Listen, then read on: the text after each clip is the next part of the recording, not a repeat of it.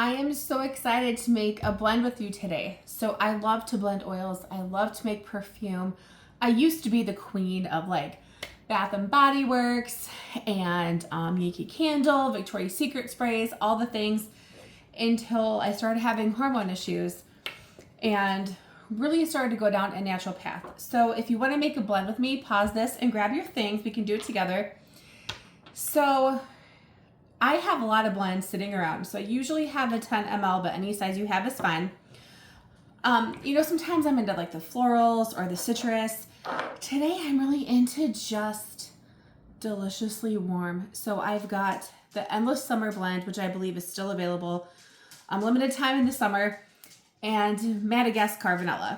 So this Endless Summer, oh my gosh, it is one of my happy blends. I use oils for everything, but mood is one of them.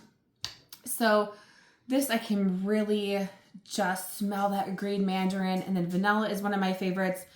So I've got Endless Summer, I've got the Madagascar vanilla, and I've got the coconut oil. If you hear tippy taps, it's my little dog running around. She only wants to do stuff when I'm busy. So you can use a funnel if you want. Obviously you don't have to. I've just gotten the habit of it because I do a lot of vendor shows and things and have make and take classes. So usually it counts like 15 or 20. I guess I'm not really counting right now. But I just fill it up good. This stuff is very potent. I only use doTERRA for mine, so I'm going to do that. And now I'm going to add a little bit of